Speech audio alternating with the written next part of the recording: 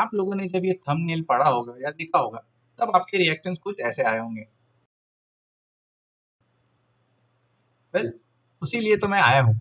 मैं आपको ये प्रूफ करूंगा कि आईसीआई सही में बताता है कि आंसर्स कैसे लिखना चाहिए और आपकी गलतियां कहाँ हो रही है। ये जो हमारा डिस्कशन है वो सिर्फ मई 2018 और नवंबर 2018 ये दो ही अटेम्प्ट्स के ऊपर रहेगा। रीजन बीइंग कि मई 2019 और नवंबर 2019 के एग्जामिनर कमेंट्स अब तक इंस्टीट्यूट के पास आए नहीं है। मे भी शायद एग्जामिनर अब तक उसे अपडेट कर रहे होंगे, कैसे डालना है, क्या क्या डालना है उसके अंदर। तो फिलहाल तो हम जितने आए हैं उसी के ऊपर से हम हमारा काम चलाएंगे और मई 18 और नवंबर 18 के एग्जामिनर्स कमेंट्स हम ये वीडियो में देखेंगे। शुरू करने से पहले मैं ये बता दूं कि ये वीडियो सीए फाइनल के लिए रिकॉर्ड हो रहा है। तो अगर कोई इंटर का बच्चा ये वीडियो देख रहा है तो बेटा तुम गलत क्लास में आ गए हो। सीए इंटर का वीडियो मैं अपलोड करूंगा 2 दिन बाद, ये मेरा आपसे प्रॉमिस है। तो आज हम बात करेंगे एग्जामिनर्स कमेंट्स जो आईसीआई अपडेट करता है बट देखता कोई नहीं है। लास्ट तक देखते रहिएगा ये वीडियो, क्योंकि लास्ट में मैं आपको एक चीज ऐसी बताऊंगा जहां पे आप 500 रुपीज मतलब 500 रुपए कमा सकते हो फ्री में। जब मैं खुद पढ़ाई करता था तब मैं खुद एग्जामिनर्स के कमेंट्स पढ़ता था, क्योंकि इससे मुझे हेल्प मिलती थी। क्योंकि एग्जामिनर्स कमेंट्स के अंदर कुछ कमेंट्स ऐसे रहते थे जो इंस्टीट्यूट लिखती है, इंस्टीट्यूट के एग्जामिनर्स लिखते हैं, ताकि वो गलतियां आगे के स्टूडेंट्स ना कर पाए। ये वीडियो के अंदर हम यही स्टडी करने वाले हैं। तो हमारा डिस्कशन दो पार्ट्स में डिवाइड होगा। जो मिस्टेक्स एग्जामिनर कमेंट्स के अंदर लिखते हैं एग्जामिनर्स, वो दो तरह की रहती है। एक तो वो ऐसी रहती है कि जो क्वेश्चन स्पेसिफिक गलतियां हैं जो हम करते हैं, जैसे कि प्रीमियम कैलकुलेशन गलत हो गया, या फिर क्वेश्चन समझ में नहीं आया, या कंसेप्चुअल कोई एरर है, तो ये डिस्कशन में नहीं आएगा। हमारे ये मिस्टेक्स हमारे डिस्कशन का पार्ट नहीं बनेगी। दूसरी मिस्टेक्स ऐसी रहती है जो एक जनरल फीडबैक रहता है, जो जनरल कमेंट्स रहते हैं आईसीआई एग्जामिनर्स के। तो इससे आईसीआई एग्जामिनर्स का यही कहना होता है कि ये गलतियां जो पहले के स्टूडेंट्स ने की थी ये बाकी स्टूडेंट्स ना करें। और इससे हमें ये भी ध्यान में आता है कि इंस्टीट्यूट हमसे क्या एक्सपेक्ट करता है। तो चलते हैं एक एक सब्जेक्ट से कमेंट्स देखने के लिए। तो चलिए पहला सब्जेक्ट लेते हैं, वो है फाइनेंशियल रिपोर्टिंग का। जल्दी से हम आईसीआई के जितने एग्जामिनर्स के रिव्यूज़ है वो हम देखेंगे। यहाँ पे मैंने ऑलरेडी हाईलाइट करके रखे हैं जो इश्यूज मुझे डिस्कस करने हैं। जैसा मैंने पहले ही बताया था कि हम वही इश्यूज डिस्कस करेंगे जो जनरली अभी भी स्टूडेंट्स को अफेक्ट कर सकता है। तो सबसे पहले क्वेश्चन में मैंने ये इशू हाईलाइट किया है कि some third in the preparation of statement of changes in equity. Then 2A में एक वापस से कमेंट है जो कहता है कि not able to give correctly notes to accounts as regard share capital and other equity. Next question में वो बोलते हैं कि they presented their answers either without headings और mix the disclosure information rather than disclosing it categorically. ये जो comments है ये मई 2018 के एग्जामिनर कमेंट्स है। अब हम देखेंगे जो नवंबर 2018 के कमेंट्स है वो यहाँ पे मैंने लिखे हैं। और यहाँ पे फर्स्ट क्वेश्चन में भी इंस्टीट्यूट ने ये लिखा है कि also the format of the consolidated balance sheet was not in accordance with the division 2 of schedule 3 of the companies act। फिर जैसे ही हम नीचे नीचे आते हैं तो एक और कमेंट यहाँ पे हम देख सकते हैं जो कहता है कि a very few examinees were not able to prepare the correct extract of profit and loss account। फिर जैसे हम नीचे जाते हैं तो ये क्वेश्चन स्पेसिफिक कमेंट्स है जिस पे हम ध्यान नहीं देंगे। तो जैसे जो जो हमने हाईलाइट किया है हम उसी के ऊपर डिस्कस करेंगे। तो ये इश्यूज मैंने क्यों हाईलाइट किए हैं और मुझे इसका इम्पोर्टेंस क्यों लगता है। मैं खुद एक मेंटोर हूँ for CA final and CA inter students. मैं मेरे मेंटोरिंग के स्टूडेंट्स को भी यही एडवाइस देता हूँ और मैं मेरी खुद की टेस्ट सीरीज भी रन करता हूँ और मैं एज एन एग्जामिनर भी जब पेपर चेक करता हूँ तो मुझे भी ये गलतियाँ दिखती है। और मैं मेरे स्टूडेंट्स को भी हमेशा यही कहता हूँ और मैं आप सबको भी यही कहूँगा कि जब भी हम शेड्यूल 3 बनाते हैं, बैलेंस शीट बनाते हैं या प्रॉफिट एंड लॉस अकाउंट बनाते हैं, तो ये एक लीगल रिक्वायरमेंट है एज पर कंपनीज एक्ट। ये लॉ के अंदर दिया गया है कि आपकी हेडिंग्स नोट्स टू अकाउंट्स कैसे होने चाहिए। हाँ, आप भले ही नोट्स टू अकाउंट्स के अंदर आपके जो अकाउंट्स है, जो सब अकाउंट्स है, जैसे एक्सपेंडिचर के अंदर आप परचेजेस डालते हो, फिर उसके अंदर कार्ट रेट डालते हो, स्टेशनरी एक्सपेंसेस डालते हो, वो उसकी मैं बात नहीं कर रहा हूँ, मैं हेडिंग्स की बात कर रहा हूँ। जो लॉ में दिया गया है कि हेडिंग्स होने चाहिए, और अगर कोई चीज लॉ में दी जाती है और वो रेगुलेटरी रिक्वायरमेंट है, तो वो वैसे की वैसे ही आपने लिखना चाहिए।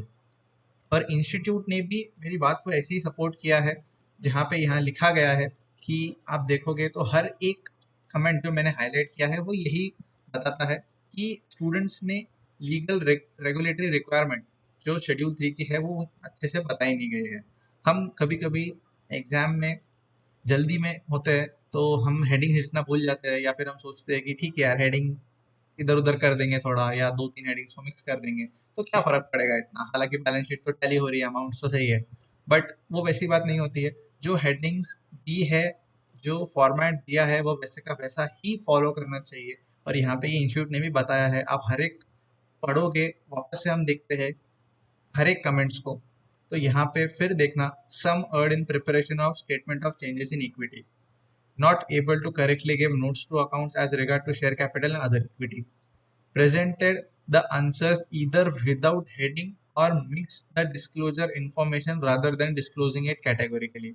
ये मई 18 के लिए था।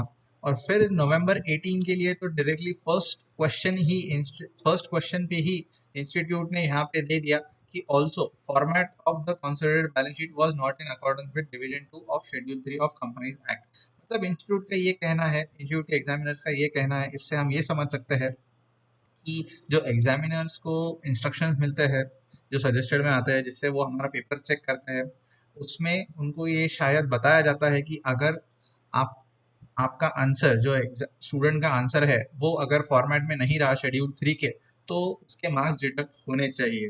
और इसीलिए ये कमेंट्स में आ रहा है इंस्टीट्यूट के, और वही सेम चीज यहाँ पे भी रिपीट हुई कि a very few examinees were not able to prepare correct extract of profit and loss account. तो हमें इस बात का बहुत ध्यान रखना होगा। मैं आपसे भी रिक्वेस्ट करूंगा, मेरे स्टूडेंट्स को भी कहता हूँ कि प्लीज शेड्यूल 3 का फॉर्मेट आप लर्न करो। जैसे हेडिंग्स वहाँ है वैसे ही हेडिंग्स आप पेपर में लिखो। भले ही आपकी टोटल सही है, आपकी अमाउंट सही है, आपने पोस्टिंग सही की है, बट अगर शेड्यूल 3 के हिसाब से आपका आंसर और आपका बैलेंस शीट मैच नहीं होता है, तो आपके मार्क्स जाने के चांसेस है। इसीलिए ये बात एग्जामिनर्स कमेंट्स में आई गई है।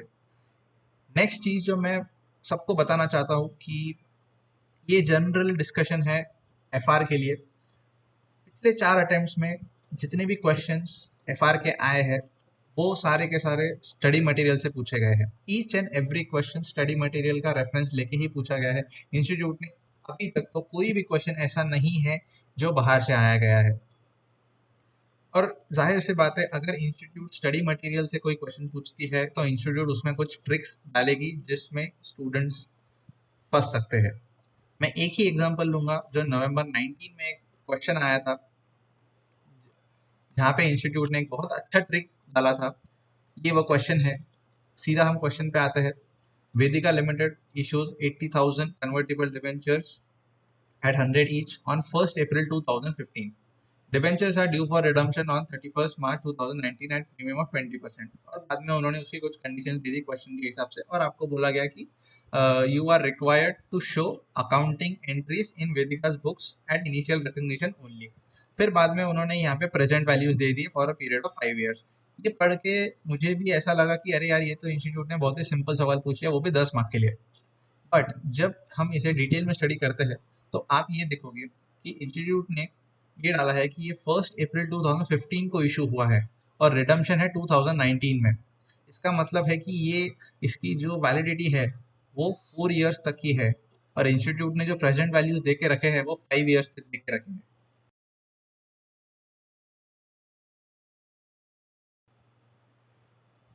एग्जाम प्रेशर में मे भी हो सकता है कि हम ये गलती कर दे कि ईयर 5 की प्रेजेंट वैल्यू लगा के हम पूरे के पूरे आंसर्स निकाल ले।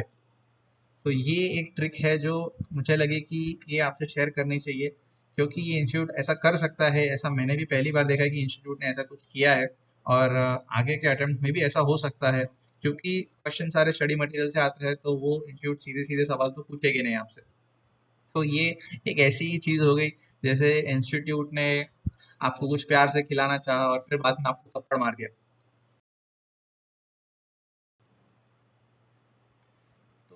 ये हमें स्ट्रीट स्मार्टनेस जो कहते हैं लेमैन लैंग्वेज में, कि हमें स्ट्रीट स्मार्ट रहना चाहिए, तो एफआर के सब्जेक्ट में मुझे ऐसा लगता है कि हमें स्ट्रीट स्मार्टनेस की ज़रूरत बहुत ज़्यादा है।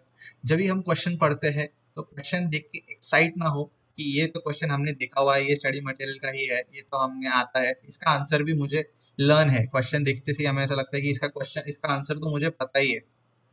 तो जस्ट एक बार थोड़ा सा ठंडे दिमाग से ये सोचिए कि अगर इंस्टीट्यूट इतना सिंपल सवाल पूछ रहा है, तो हो सकता है इंस्टीट्यूट ने कुछ ना कुछ तो गेम किया होगा वो क्वेश्चन के साथ में, जैसे हमने ये क्वेश्चन में देखा।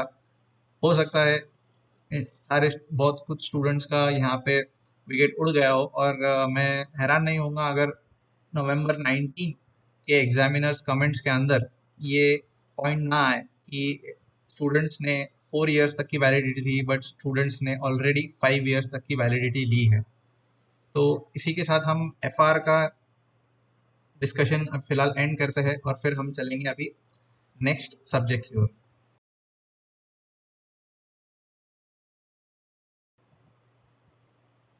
नेक्स्ट सब्जेक्ट की हम बात करेंगे, और वो है पेपर 2 एसएफएम की। तो ये जो कमेंट्स है आपके स्क्रीन पर जो दिख रहा है, ये है मई 2018 के कमेंट्स। और जैसे जैसे आप देखोगे तो आपको ये दिखेगा कि आईसीआई के एग्जामिनर्स ने खुद ने ही कैसे ये कमेंट्स दिए हैं। जैसे overall performance was good, overall performance was above average, overall performance was above level, overall performance was good, overall performance was above average.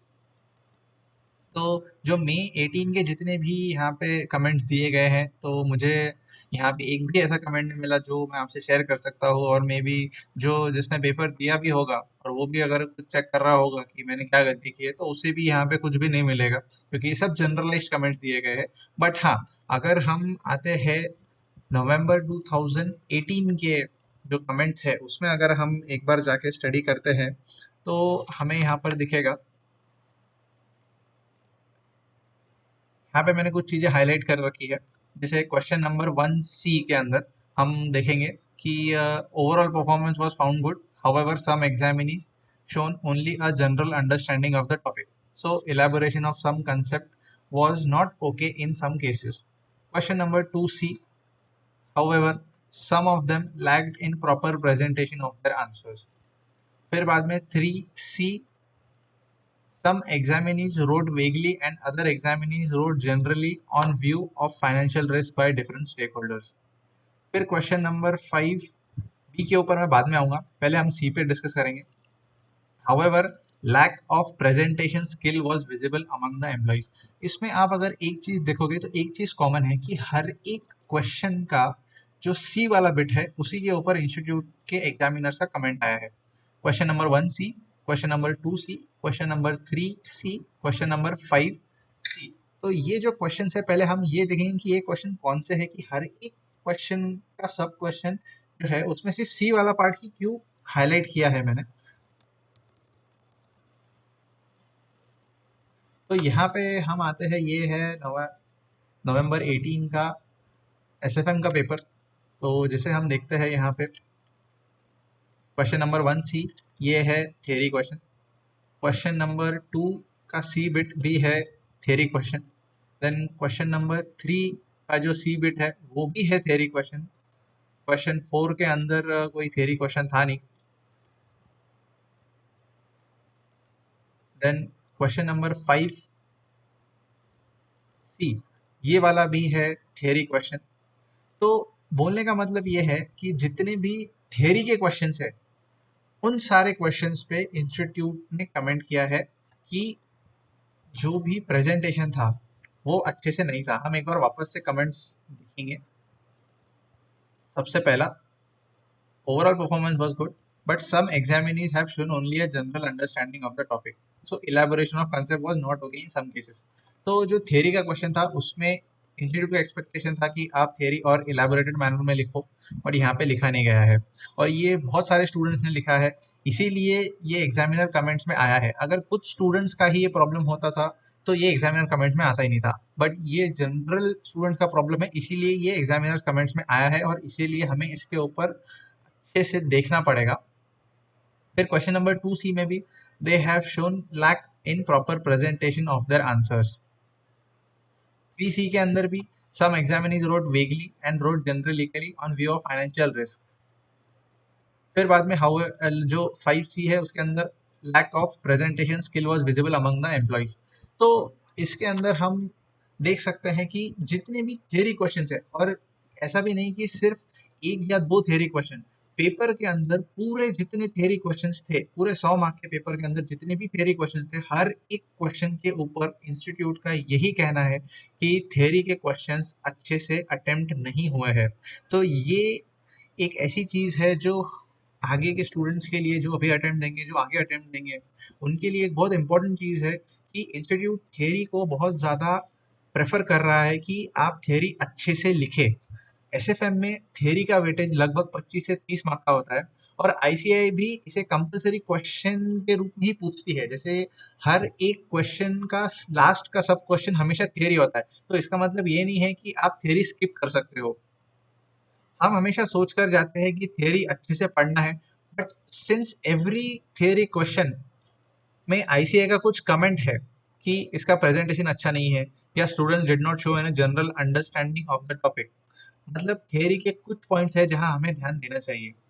For this मैं मेरे स्टूडेंट्स को भी यही रिकमेंड करता हूँ कि हमेशा आप स्टडी मटेरियल से पढ़ो जो थियरी का पार्ट है।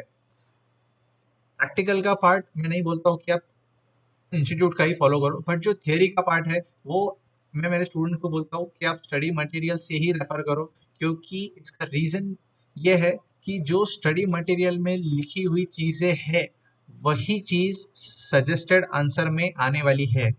तो अगर आपका एक या दो पॉइंट्स भी ऐसे हैं जो आपके स्टडी मटेरियल से मैच नहीं होते हैं, या आपको याद नहीं आया, या आपने कोई एक जनरल पॉइंट लिख दिया, आपको लगता है कि आपने सही लिखा है, बट स्टडी मटेरियल के अंदर वो ज़्यादा इलेबोरेटेड मैनर में है, या फिर स्पेसिफिक पॉइंट है जो जनरल नहीं लिखा है बट स्पेसिफिक पॉइंट है, तो ऐसे इसमें आप खुद को एक बड़े रिस्क में डाल रहे हो जनरल पॉइंट्स लिख के, और आप एग्जामिनर को एक चांस दे रहे हो कि वो आपका मार्क्स और काट सके वहां पे। फिर एक नेक्स्ट पॉइंट मुझे ये ध्यान में आता है कि जो 5B पे मैं जो बोला था कि मैं बाद में आऊंगा, तो हम अब 5B के ऊपर आते हैं। तो यहाँ पे being a simple question the performance was good, although in some cases in part of question 3 relating to net amount was wrongly calculated, and in part 2 examinees considered 365 days instead of 360 days as mentioned in the question paper। पहले हम question देखेंगे कि question क्या था, और फिर हम इसके ऊपर डिस्कस करेंगे।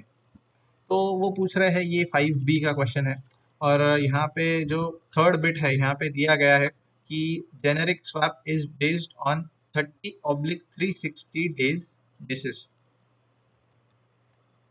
यहाँ पे इंस्टीट्यूट ने, एग्जामिनर ने कमेंट किया है कि कुछ एग्जामिनीज है जिन्होंने 365 डेज ले लिए, जबकि 360 डेज क्वेश्चन में दिया गया था। ये एक सेम चीज है जो मैंने एफआर में भी बताई थी आपको कि 4 इयर्स का मैच्योरिटी पीरियड था, इंस्टीट्यूट ने 5 इयर्स तक की प्रेजेंट वैल्यू दी। हो सकता है कुछ स्टूडेंट्स ने वो गलत सॉल्व किया हो, और जैसे मैंने बोला कि आगे के जो अभी नवंबर 19 का आएगा एग्जामिनर्स कमेंट, तो उसमें मे भी ये कमेंट हो सकता है। तो ये जब मैं पढ़ा तब मुझे ऐसा लगा कि यार ये एक ऐसी चीज़ है जो सिर्फ एक ही चीज़ है जो ऐसी मिस्टेक सॉल्व कर सकती है, और वो है मेंटल स्टेट। अगर आपका दिमाग शांत है एग्जाम देते टाइम पे, तो ऐसी मिस्टेक्स आप अवॉइड कर सकते हो। ये कोई मिस्टेक नहीं है, ये एक ब्लंडर है जो किया गया है। तो ऐसी चीज़ें आप प्लीज़ अवॉइड करो। ऐसे ऐसे देखा जाए तो पहले ही इंस्टीट्यूट हम हमें मार्क्स नहीं देती है, इंस्टीट्यूट देखती है कि हम कहाँ मार्क्स काट सकते हैं। और अगर आप ऐसी मिस्टेक करोगे तो आप ऑलरेडी इंस्टीट्यूट को एक चांस दे रहे हो कि आओ आप मेरे मार्क्स काटो। तो ऐसी चीज़ें आप अवॉइड करो। क्वेश्चन पढ़ते टाइम पे, आंसर सॉल्व करते टाइम पे आप उसे अच्छे से देखो क्वेश्चन में क्या था। ऐसे क्वेश्चन के लिए मैं ये रिकमेंड करूंगा कि जैसे ही आप क्वेश्चन देखते हो, रीडिंग टाइम है, आप पढ़ रहे हो पूरा क्वेश्चन, आपने देख लिया, आपने समझ में आ गया कि ये क्वेश्चन बहुत ईजी है, और आप देखते हो कि यहाँ पे लिखा गया है कि it is based on 30/360 days basis, तो आप इसे पेंसिल से अंडरलाइन करो या हाईलाइट करो 30/360 डेज बेसिस। क्योंकि जब हम रीडिंग टाइम में कुछ पढ़ते हैं और जब हम सॉल्व करते हैं, तो हम रीडिंग टाइम में जब हमारे थॉट्स होते हैं वो हमें, जब हम सॉल्व करने जाते हैं वो थॉट्स सेम हमें रिकॉल नहीं होते। तो अगर आप ये 330/360 डेज अंडरलाइन कर लेते हो रीडिंग टाइम में, तो जब आप सॉल्व करने जाओगे तो आपको ऑलरेडी वो चीज़ अंडरलाइन दिखेगी। तो इससे आपको ध्यान में आ जाएगा कि ये 330/360 डेज ही लेना है। आपने जो ये अंडरलाइन किया है वो रीडिंग टाइम में कुछ पर्पस के लिए अंडरलाइन किया होगा, और ये जो मिस्टेक है वो उससे अवॉइड हो सकती है। तो यही कुछ चीज़ें थी जो एसएफएम में मुझे लगता है कि शेयर करने जैसी थी। सबसे पहला जो था वो मेन पार्ट जो था वो थियरी रिलेटेड ही था कि इंस्टीट्यूट के हर एक जो कमेंट है वो हर एक क्वेश्चन जो थियरी का था उसके ऊपर कमेंट है। तो थियरी अच्छे से प्रिपेयर करना चाहिए, और स्टडी मटेरियल से जितना प्रेफर्ड है उससे ही पढ़ना चाहिए, और उसके ही टर्म्स हमें लिख के आना चाहिए एग्जाम के अंदर।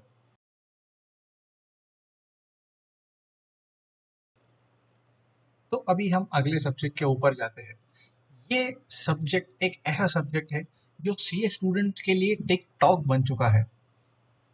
ये सब्जेक्ट जो है ये खुद नहीं, सीए स्टूडेंट से मुद्रा करवाता है। आपने शायद सही पहचाना, ये सब्जेक्ट है ऑडिट। ये स्टूडेंट्स के लिए कोरोना से बड़ी महामारी है ऑडिट का subject. Majority of the students को मैंने देखा है सबसे ज़्यादा प्रॉब्लम ऑडिट में ही होती है, इंक्लूडिंग मैं भी।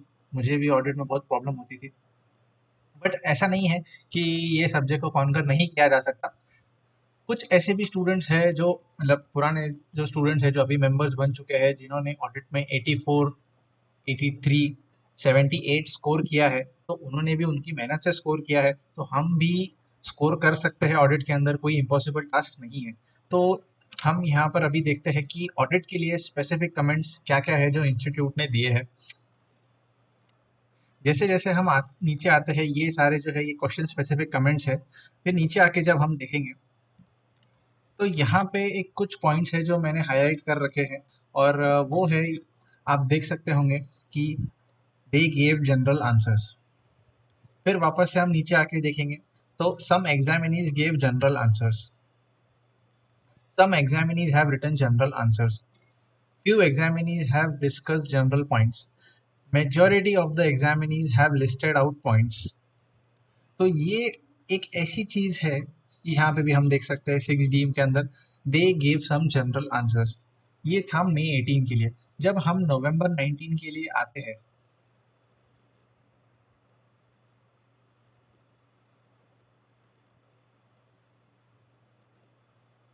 ये नवंबर 18 का सॉरी एग्जामिनर कमेंट्स है। यहाँ पे हम देखते हैं examinees gave general answers, examinees gave answer in general terms, they answered in general terms, they quoted irrelevant points, फिर they answered only general questions, फिर जनरल पॉइंट्स। फिर यहाँ पे 6C के अंदर भी यहाँ पे ये लिखा है कि answer the question in general terms. तो इसका हम यहाँ पे थोड़ा सा और डिटेल में इस बात को समझेंगे कि जनरल जो टर्म्स होते हैं या जनरल पॉइंट्स जो यहाँ पर इंस्टीट्यूट ने लिखा है, कि स्टूडेंट्स ने यहाँ पर बहुत जनरल पॉइंट्स दिए हैं। अगर आप गौर से देखेंगे तो यहाँ पे जनरल टर्म्स इंस्टीट्यूट ने मई 18 और नवंबर 18 को 9 बार रिपीट किया है। तो ये 9 बार जो रिपीट होना है, ये एक ऐसी चीज़ है जो हमें अच्छे से समझनी चाहिए कि इंस्टीट्यूट हमसे क्या एक्सपेक्ट कर रहा है।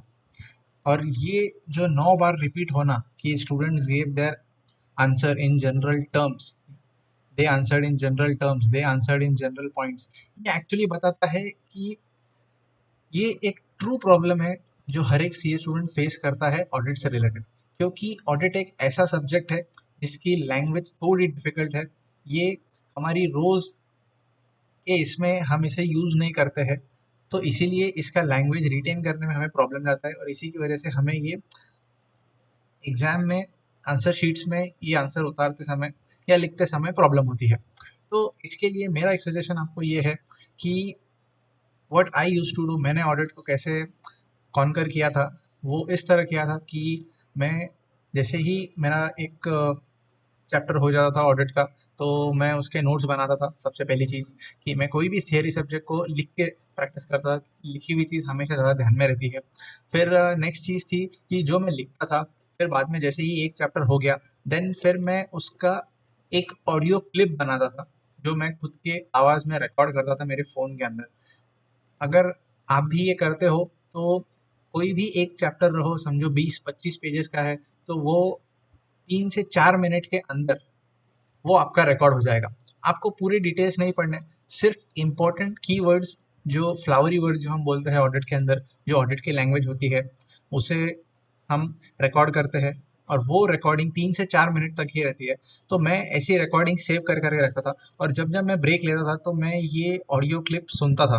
तो जैसे जैसे मैं सुनता था, तो वैसे वैसे मुझे वो जो फ्लावरी वर्ड्स थे, जो ऑडिट के लैंग्वेज के स्पेसिफिक की टर्म्स होते थे, तो वो मुझे याद रहते थे। तो ये आप यूज़ कीजिए। अगर आप ऐसा करते हो तो कैसा है, वो जो वर्ड्स रहते हैं वो आपके माइंड में स्टोर होते जाते हैं, वो बार बार आपको हिट करेंगे जैसे जितनी बार आप रिकॉर्डिंग सुनते जाओगे। तो इसी तरह आप वो फ्लावरी वर्ड्स रिटेन कर पाओगे ऑडिट की लैंग्वेज को। मैं ऐसा नहीं बोल रहा हूँ कि 100% तो ध्यान में आ ही जाएगा, बट एटलीस्ट कुछ तो इम्प्रूवमेंट होगा। और जैसे ही आपको ये वर्ड्स लर्न होते हैं, तो एग्जाम में आप यही लिख के आओ। एग्जाम में जनरल आंसर्स मत लिख के आना। इंस्टीट्यूट ने मई 18 नवंबर 18 दोनों अटेम्प्ट्स के अंदर सेम चीज़ रिपीट की है कि आंसर इन जनरल टर्म्स अगर लिखते हो तो एग्जामिनर आंसर में मार्क्स काटेगा। दोनों अटेम्प्ट में एक ही पॉइंट बार बार रिपीट होना, इसका यही मतलब है कि इंस्टीट्यूट आपसे एक्सपेक्ट कर रही है कि आप जनरल टर्म्स में आंसर मत लिखो। हम सीए फाइनल में हैं, हमसे इंस्टीट्यूट एक्सपेक्ट करती है कि हम ऑडिट की लैंग्वेज, जो टेक्निकल लैंग्वेज है, वो लिखे। तो यही मुझे कहना था कि ऑडिट के अंदर स्पेसिफिकली मुझे ये पॉइंट लगा जो बहुत वैलिड है, और ये बहुत इंपॉर्टेंट पॉइंट है जो एग्जामिनर कमेंट्स में भी आया है कि आप जनरल टर्म्स में आंसर मत लिखो।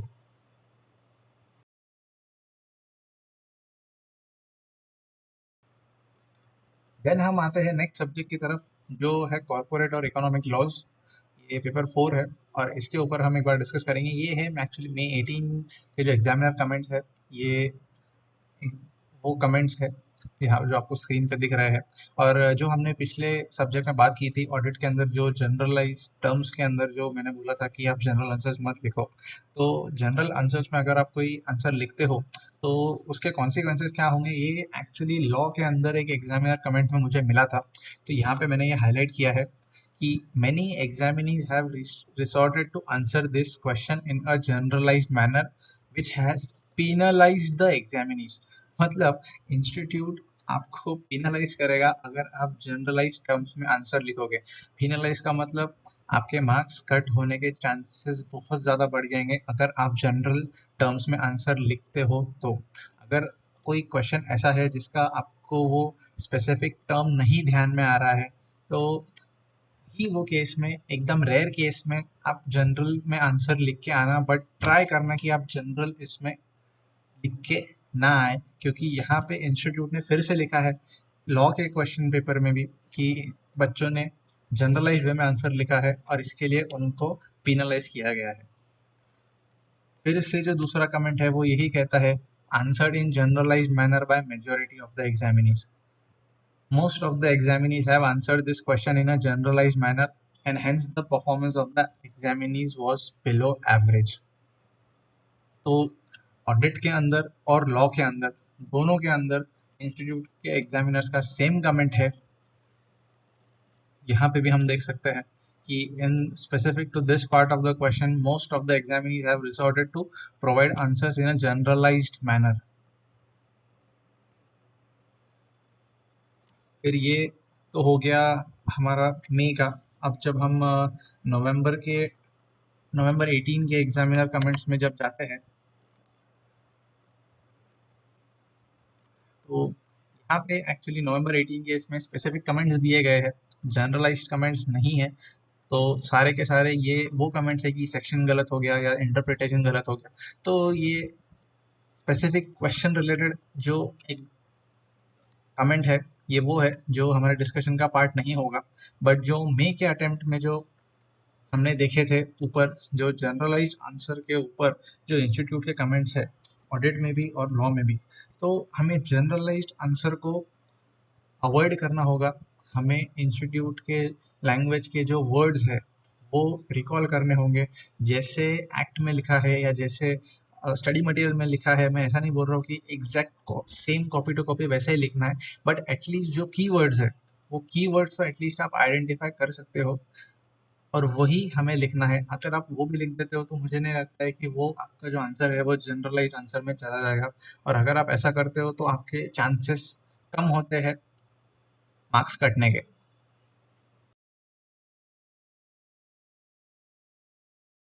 तो चलिए नेक्स्ट सब्जेक्ट पे आते हैं। ये है कॉस्टिंग का सब्जेक्ट, बट एक्चुअली इसका नाम चेंज हो चुका है, जो है strategic cost management and performance evaluation. तो ये है मई 18 के एग्जामिनर्स कमेंट, और जैसे आप देख सकते हो ये भी एसएफएम के जैसे ही इसे जनरलाइज्ड कमेंट दिए गए हैं। Performance was average in this part, performance was below average in this part, poor performance observe, poor performance observe, फिर most of the examinee correctly determined और performance was good, performance was bad, overall performance was good. तो ऐसे ही generalise एकदम one liner इसके examiner comments यहाँ पर दिए गए हैं, जैसे एसएफएम के दिए गए थे वैसे ही यहाँ पे दिए गए हैं, तो ये तो हमारे कुछ काम का नहीं है। फिर हम आते हैं नवंबर 18 के एग्जामिनर कमेंट्स में, जो कॉस्टिंग से रिलेटेड है। और वहाँ पे हम क्या देखते हैं, वहाँ पे एक्चुअली जैसे जैसे नवंबर का अटेम्प्ट हुआ तो वैसे ही शायद एग्जामिनर को एक्चुअली पता चला कि सिलेबस में एक्चुअली में है क्या। तो जैसे ही वो उनको सिलेबस पता चला तो यहाँ पे नवंबर 18 के अंदर एक्चुअल अच्छे कमेंट्स यहाँ पर पोस्ट किए गए जो हमारे लिए इंपॉर्टेंट है। तो यहाँ पे हम देखते हैं कि ये जनरल कमेंट्स यहाँ पर लिखा गया है, और यहाँ पे एक बहुत बड़ा पैरा यहाँ पे एक इंसर्ट किया गया है जो सबके लिए इम्पोर्टेंट है। और मैं एग्जामिनर्स को धन्यवाद बोलूँगा कि जो मैं एक्चुअली बताने वाला था वही इन्होंने पूरा का पूरा ये पैराग्राफ में दे दिया है। तो पढ़ते हैं इन्होंने क्या क्या लिखा है। It is evident that majority of the examinees did not prepare extensively and failed to understand the questions requirements। और ये इंस्टीट्यूट ने बोल्ड में लिखा है, नवंबर 18 का पेपर में इंस्टीट्यूट ने बोल्ड में लिखा है कि स्टूडेंट्स को क्वेश्चन की रिक्वायरमेंट ही समझ में नहीं आई। जब मैं भी स्टूडेंट्स के पेपर चेक करता हूँ स्पेशली कॉस्टिंग के लिए, तब मुझे भी ऐसे मिस्टेक्स मिलती है कि क्वेश्चन कुछ और पूछता है, हम कुछ और निकाल लेते हैं, जो मेरे स्टूडेंट है वो कुछ और निकाल लेते हैं। तो उन्हें भी मैं यही समझाता हूँ कि आप पहले क्वेश्चन पढ़ो कि वो क्वेश्चन में क्या दिया गया है। जब लास्ट में हम क्वेश्चन, कोई भी क्वेश्चन में हम जब लास्ट में देखते हैं तो उसमें इंस्टीट्यूट पूछता है कि what you are required to do. ये आप 2 बार पढ़ो स्पेशली कॉस्टिंग के सब्जेक्ट में, क्योंकि कॉस्टिंग एक सिंपल सब्जेक्ट नहीं है जैसे एफआर हो गया, एसएफएम हो गया, ऑडिट हो गया, लॉ हो गया, डीटी हो गया। दिस इज समथिंग डिफरेंट जिसमें आपको थोड़ी एनालिटिकल थिंकिंग लगती है, थोड़ी डिफरेंट थिंकिंग लगती है। ये एकदम ऐसे प्रोविजंस लर्न करने जैसा सब्जेक्ट है नहीं। तो सबसे पहले तो आप क्वेश्चंस की रिक्वायरमेंट को समझो कि वो क्या कहते हैं। इसके लिए आप इंस्टीट्यूट की माइंडसेट को समझो कि इंस्टीट्यूट एग्जैक्टली क्या हमसे एक्सपेक्ट कर रहा है जब वो क्वेश्चन पूछ रहा है। नवंबर 18 का पेपर जब मैंने भी देखा था, जब मेरा एक्चुअली मे 19 का अटेम्प्ट था, जब मैंने फाइनल का अटेम्प्ट दिया था, और मैंने जब नवंबर 18 का पेपर देखा था, जब मैं पढ़ रहा था कॉस्टिंग, तो ऊपर ऊपर से देखने में लगा कि अरे यार ये तो सिंपल पेपर है, इसमें इतना क्या हार्ड है। बट जब मैं एक्चुअली सॉल्व करने गया तब मुझे ध्यान में आया कि भाई मेरे तो लग गई है पेपर के अंदर।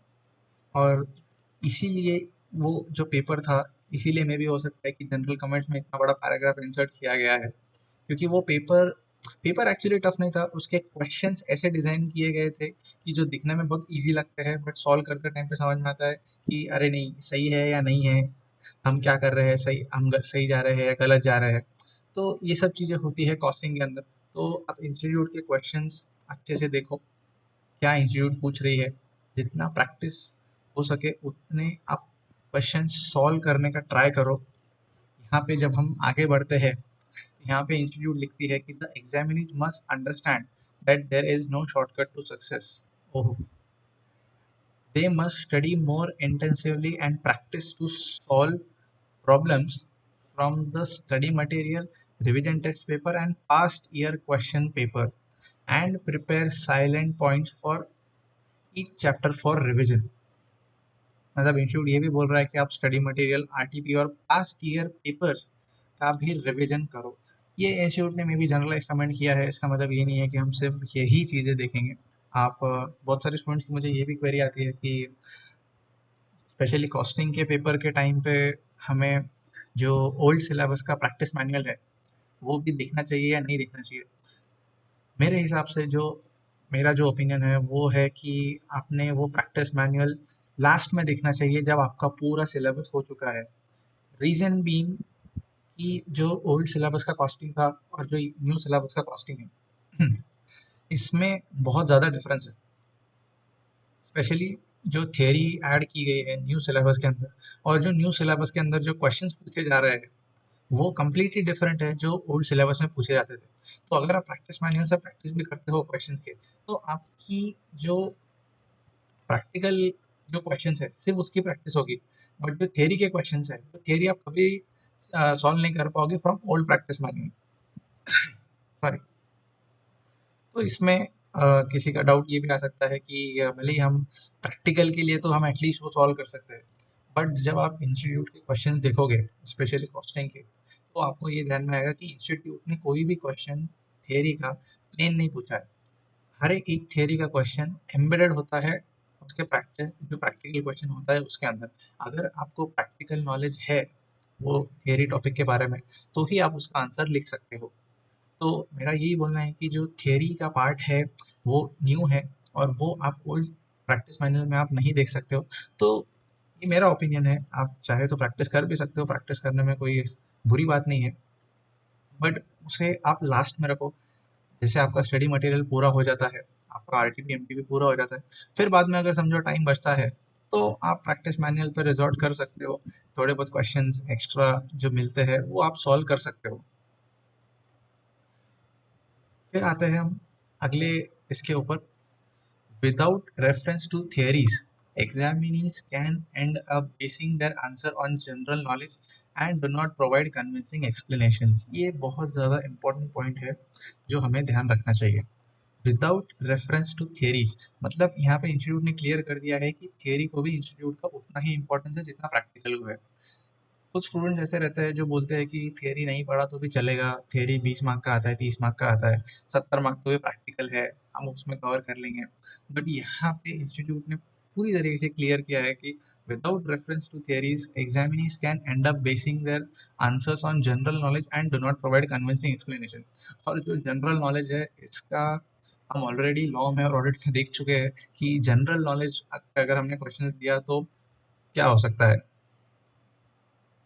फिर हम आगे बढ़ते हैं, यहाँ पे ये कहते हैं कि at this level examinees are expected to do much better in skill of writing and analysis of data in a meaningful way. तो इससे मुझे लगता है कि हमें यही कंक्लूजन निकालना चाहिए कि कॉस्टिंग का जो सब्जेक्ट है उसमें थियरी को कभी भी हमने छोड़ना नहीं चाहिए, पूरी अच्छे से समझनी चाहिए। भले ही आप वर्ड टू वर्ड वो थियरी ध्यान में मत रखो बट आपको एटलीस्ट उसका प्रैक्टिकल इम्प्लीमेंटेशन आना चाहिए तो ही आप उसका आंसर लिख पाओगे। और जैसे मैंने पहले भी बोला थियरी में ब्लैंक थियरी का क्वेश्चन जो नॉलेज के ऊपर है रट्टा मार के हम लिखते हैं वैसे क्वेश्चन इंस्टीट्यूट कभी नहीं पूछता है।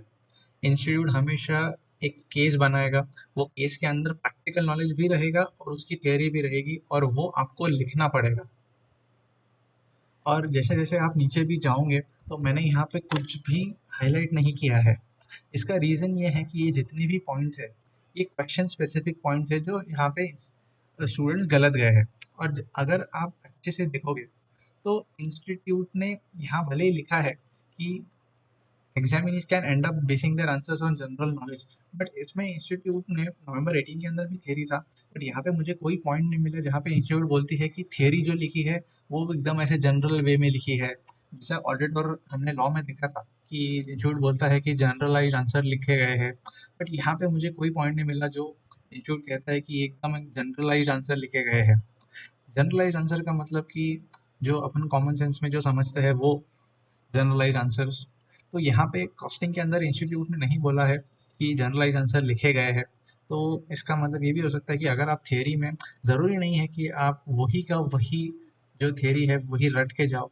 अगर आप अपने अंडरस्टैंडिंग के हिसाब से प्रैक्टिकल नॉलेज के हिसाब से भी अगर थियरी लिखते हो तो भी आपके मार्क्स अवॉर्ड हो जाएंगे क्योंकि इंस्टीट्यूट को भी पता है कि ये जो सब्जेक्ट है कॉस्टिंग का जो न्यू सिलेबस में है, ये कोई सब्जेक्ट ऐसा नहीं है जो थियरी सब्जेक्ट है, जिसमें इंस्टीट्यूट स्टूडेंट से एक्सपेक्ट करता है कि वो थियरी पढ़ के पूरा का पूरा रट्टा मार के वो आंसर दे। जैसे लॉ और ऑडिट स्पेशली थियरी सब्जेक्ट है। कॉस्टिंग में अभी भी बोलता हूँ कि ये प्रैक्टिकल सब्जेक्ट है। हाँ, इसमें थियरी डाला गया है, बट वो ऐसी थियरी है जो एनालिटिकल थियरी है, जिसमें हमें सोचने पर मजबूर किया जाता है कि आंसर्स का इवैल्यूएशन और उसका एनालिसिस कैसे ध्यान में आता है।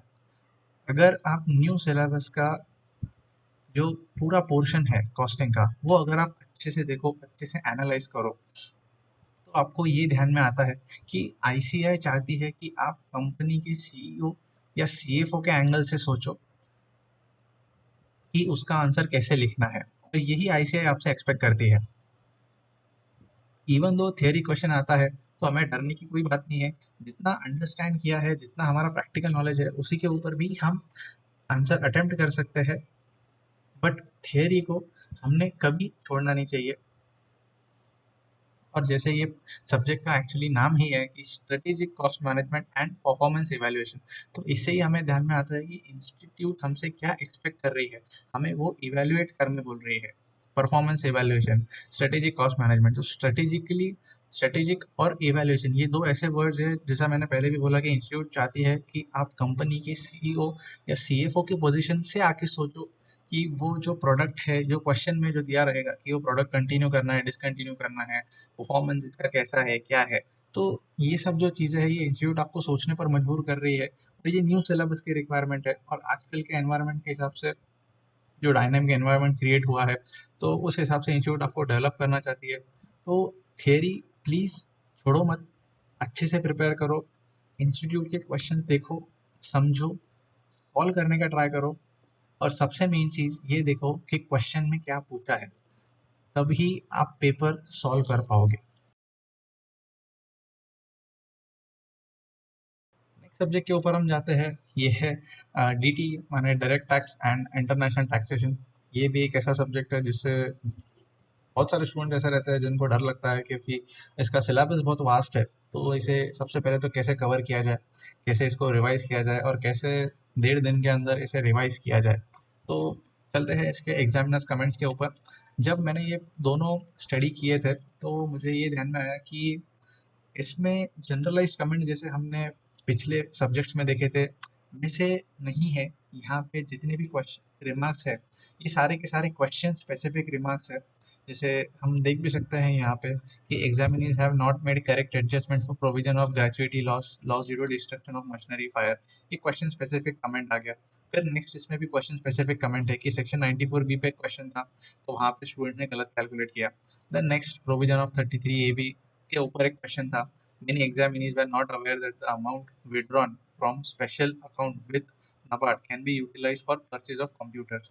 तो ये भी एक ऐसी चीज़ है जो क्वेश्चन स्पेसिफिक कमेंट्स है, और इसके अंदर मुझे एक भी ऐसा कमेंट नहीं मिला जहाँ पे मैं कुछ शेयर कर सकूँ जैसे मैंने दूसरे सब्जेक्ट्स में शेयर कर सका। और ये मई 18 के लिए और नवंबर 18 दोनों के लिए सेम कमेंट्स है, same in the sense question specific comments है सारे के सारे। तो इसमें मैं सिर्फ ये बताना चाहूँगा कि मेरा एक्सपीरियंस जितना आया है मेरे स्टूडेंट्स के साथ में, और मैं जो मेरे स्टूडेंट्स को जो एडवाइस देता हूँ, वो मैं आपसे शेयर करूँगा। जैसे मैं examiner as an examiner students के क्वेश्चन पेपर चेक करता हूँ और मुझे क्वेरीज आती है, तो मैं एक सॉल्यूशन जो मैंने हमेशा दिया है स्टूडेंट्स के लिए, वो ये है कि आप जितने ज़्यादा क्वेश्चन सॉल्व करोगे डीटी के अंदर, स्पेशली डीटी के अंदर, उतना आप फ़ायदे में रहोगे। और ये मेरे स्टूडेंट्स के लिए फ़ायदे में हुआ है। उनके मुझे रिप्लाईज़ आए हैं कि आपका जो ये सॉल्यूशन था कि जितने ज़्यादा क्वेश्चन हो सके उतने ज़्यादा सॉल्व करो, और ये उनके लिए फ्रूटफुल भी साबित हुआ है। और मैं आपको भी यही सजेस्ट करूँगा कि आप जितने क्वेश्चन हो सकते हैं उतने ज़्यादा क्वेश्चन सॉल्व करो। एक बार का प्रोविजन कम रिवाइज हुआ चलेगा, बट जितने ज़्यादा क्वेश्चन आप सॉल्व कर सकते हो उतने ज़्यादा सॉल्व करना। सॉल्व करने का मतलब ये नहीं है कि हमने देख लिया, हाँ ये पता है, हाँ ये पता है, चलो ठीक है, ओके डन। ये नहीं, आपको सॉल्व करना है। इसका लॉजिक ये है कि डीटी इतना वास्ट सब्जेक्ट है, तो इंस्टीट्यूट के जो क्वेश्चंस भी आते हैं, इंस्टीट्यूट भी कोई एक चैप्टर के ऊपर क्वेश्चंस कभी नहीं पूछती। इंस्टीट्यूट को पूरा अगर सिलेबस कवर करना है तो उनको एक ही क्वेश्चन के अंदर 3 या 4 चैप्टर्स का एडजस्टमेंट देना है। जैसे हमें टोटल इनकम का क्वेश्चन आता है, पीजीपी के क्वेश्चन आते हैं, उसके अंदर हर एक सोर्स का इनकम वो कवर करने का ट्राई करते हैं। हाँ, जनरली जो क्वेश्चंस आते हैं, तो बोलने का मतलब यही है कि इंस्टीट्यूट को सारे के सारे क्वेश्चंस अच्छे से फ्रेम करने हैं, सारे के सारे टॉपिक्स को उनको कवर करना है। तो जब इतना सारा टॉपिक एक साथ में आता है तो हम प्रोविजंस तो रिवाइज कर लेते हैं, बट जब हम क्वेश्चन सॉल्व करने आते हैं तो जो आंसर होता है वो सही है या नहीं है, इसका कॉन्फिडेंस लाने के लिए एक ही चीज़ हमें मदद कर सकती है और वो है सॉल्विंग। जब तक हम सॉल्व नहीं करेंगे तब तक हमें कॉन्फिडेंस नहीं आएगा कि एक बार अगर कोई भी डीटी के क्वेश्चन में अगर एक साथ टोटल इनकम निकालने बोला या या टैक्स निकालने बोला या जो भी हमें क्वेश्चन आता है, जब तक हम वो सॉल्व करके नहीं निकालते हैं हमें कॉन्फिडेंस नहीं आता है। तो इसीलिए मेरा यही सजेशन रहता है हर बार कि डीटी में जितने हो सकते हैं उतने आप क्वेश्चंस प्रैक्टिस कीजिए, सॉल्व करने का ट्राई कीजिए, ना कि कैलकुलेटर पे निकाल के हमने ख़त्म कर दिया वो हो गया। क्योंकि डीटी में लिखना भी बहुत पड़ता है, क्वेश्चन सिलेबस तो वास्ट है ही, थियरी है, तो लिखना भी बहुत पड़ता है, तो लेंदी पेपर भी है। तो जितना आप ज़्यादा सॉल्व करेंगे उतना ज़्यादा आपका कॉन्फिडेंस बढ़ेगा और उतनी ही अच्छे से आप डीटी में सॉल्व कर पाएंगे। और अभी तो एमसीक्यूज भी है तो उसमें चांस भी बढ़ जाता है कि आप अच्छे से अच्छा स्कोर कर सकते हैं। भले ही हाँ, एमसीक्यू के अंदर भी हमें उतना ही एक्चुअली ज़्यादा ध्यान रखना चाहिए अदर देन थियरी, क्योंकि इंस्टीट्यूट एमसीक्यू के अंदर तो बहुत सारे एमसीक्यू ऐसे भी रहते हैं जहाँ पे ऑप्शन ऐसे रहते हैं जो समझ में नहीं आते, और एक गलती जो भी हमसे होती है उससे हो सकता है कि हम गलत ऑप्शन टिक कर दें और जिसकी वजह से हमारे मार्क्स चले जाए। तो जितना ज़्यादा आप सॉल्व कर सकते हो उतना ज़्यादा आप डीटी सॉल्व कीजिए। यही एक मेरा सॉल्यूशन था डीटी के लिए। तो चलिए लास्ट सब्जेक्ट के ऊपर हम आते हैं, जो है इनडायरेक्ट टैक्स लॉज, जीएसटी। तो ये जो कमेंट्स है ये है मई 2018 के कमेंट्स, और यहाँ पे हम देख सकते हैं सबसे पहला कमेंट यहाँ पे जो लिखा है वो है कि majority of the examinees computed the GST liability correctly, but did not support their answer with adequate reasoning and thus lost marks. तो इसमें भी ये हो सकता है कि स्टूडेंट्स ने नोट्स जो हम लिखते हैं, जो हमें भी सिखाया जाता है हमारे फैकल्टी से कि आप नोट्स लिखो, जैसे जैसे जीएसटी लाइबिलिटी कंप्यूट तो करते हैं जैसे हम डायरेक्ट टैक्स में लिखते हैं, जो नोट्स है जो प्रोविजंस है वैसे ही लिखना चाहिए। और मे बी यहाँ पे नहीं लिखा था इसीलिए स्टूडेंट्स के मार्क्स चले गए। और इसका रीज़न एक ये भी हो सकता है कि मई 2018 ये फर्स्ट अटैम्प्ट था जहाँ पे जीएसटी का सब्जेक्ट ऐड हुआ था, क्योंकि जीएसटी जुलाई 2017 में आया था और फर्स्ट टाइम था जब जीएसटी अटेम्प्ट में कोई पूछा जा रहा था। तो हो सकता है कि वहाँ पे इतनी क्लैरिटी नहीं थी। और ये जो कमेंट है ये मई 2018 में ही है और आगे शायद ये इसका जो प्रोपोर्शन है वो काफ़ी कम होगा। बट सर्टनली एक ही कमेंट है जो हमें लिख के रखना चाहिए कि अगर हम नोट्स नहीं लिखते हैं या फिर एडिक्वेट नोट्स नहीं लिखते हैं, या फिर इंस्टीट्यूट ने वर्ड एडिक्वेट रीजनिंग लिखा है, सिर्फ ये नहीं लिखा है कि आपने नोट नहीं लिखा तो आपके मार्क्स चले गए, बट वो एडिक्वेट रहना चाहिए। तो एक पॉइंट है जो हमें नोट करके लिखना चाहिए कि हमारे जो वर्किंग नोट्स है वो एडिक्वेट रहने चाहिए सारे रीजनिंग के साथ में, एक भी नोट हमने छोड़नी नहीं चाहिए जो भी हम लिख रहे हैं। और अगर ऐसा नहीं होता है तो मे बी हमारे मार्क्स कट हो सकते हैं। फिर जो नेक्स्ट बाकी के जितने क्वेरीज है, फिर हम यहाँ पे आते हैं कि the working notes for inclusion exclusion of various activities for computation of gross value of taxable supply was missing in most cases. तो ये भी वही कमेंट है कि जहाँ पे वर्किंग नोट नहीं दिया गया और उसी की वजह से यहाँ पे मार्क्स थोड़े डिडक्ट हो गए। तो ये भी वही ऊपर का ही कमेंट है जो दूसरे क्वेश्चन में रिपीट हुआ है। तो हर बार हम जब भी आईडीटी का आंसर लिखे तो ये ना भूले कि हमें वर्किंग नोट्स भी पूरे लिखने हैं और एडिक्वेट लिखने हैं। देन बाकी के ये जो जितने क्वेश्चंस हैं ये मैंने हाईलाइट नहीं किए हैं, इसका रीज़न बीइंग कि ये डीटी के जैसे ही और लॉ के जैसे ही क्वेश्चन स्पेसिफिक कमेंट्स हैं जिसका हमें डिस्कस करके कोई इतना फ्रूटफुलनेस नहीं मिलेगा। तो हम डायरेक्टली अब आते हैं जो नवंबर 18 के जो यहाँ पे नवंबर 18 के जो कमेंट्स है वहाँ पे भी हम आते हैं। तो यहाँ पे हम देखते हैं कि यहाँ पे लिखा गया है the question requires the examinees to answer with regards to power of customs but most answers were based on the basis of guess work instead of legal backing. ये एक्चुअली में क्वेश्चन स्पेसिफिक कमेंट ही है, but ये मैंने इसीलिए highlight किया है क्योंकि यहाँ पे इंस्टीट्यूट कहता है कि most of the answers are based on guess work instead of legal backing. तो it is as good as a general answer हमने लिख दिया यहाँ पे और लीगल बैकिंग नहीं दी, तो ऐसा नहीं करना चाहिए, इसीलिए ये हाईलाइट किया गया। और एक जो पॉइंट है वो ये है, जो in many cases examinees provide general answers के ऊपर हमारा ऑलरेडी बहुत डिस्कशन हो चुका है, तो मैं वापस से यही कहूँगा कि जनरलाइज्ड आंसर जितना आप अवॉइड करो उतना ज़्यादा अच्छा है।